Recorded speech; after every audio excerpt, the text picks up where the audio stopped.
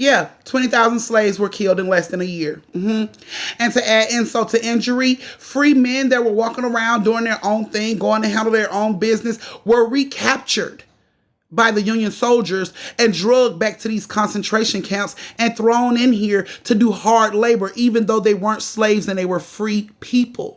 Now, if you were a free man that came in with a family, basically what happened was you was ripped from your wife and child. Your wife and child was thrown behind a concrete wall. They weren't fed. They weren't given any water and eventually died from starvation. Meanwhile, you're working in this hot ass sun for free, just doing whatever they tell you to do.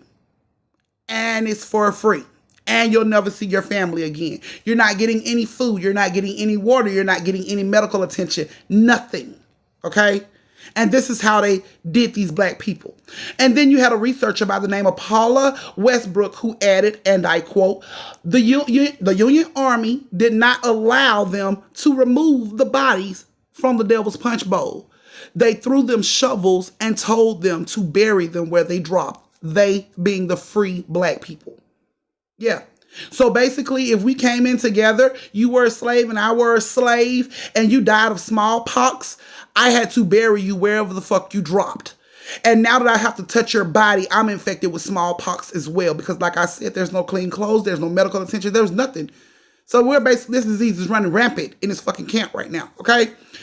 So, fast forward to today, you know, that bluff right above the Devil's Punch Bowl with those beautiful trees now sprout wild peaches, the most beautiful wild peaches you've ever seen in your life. And the locals will not eat the fruit from the trees because they state they know what the fertilizer is. So they don't eat none of this fruit from these trees. But one last thing, Mr. Don Estes said, he said that during his study, he learned that the women and children were left to die in the 3 punch bowls. Disease broke out among them, smallpox being the main one, taking out thousands and thousands. They were begging to get out of this concentration camp, y'all. They were saying things like, turn me loose and I'll go back home to the plantation, anywhere but here. This is what these black people were saying. Just to get out of this concentration camp, because they knew they were free and they weren't supposed to be there, but they were begging to get out. And then you had another researcher that made note that skeletal remains still washes up when the area becomes flooded by the Mississippi River at the Devil's Punch Bowl. There's your story, you guys. I hope you liked it. It was a lot.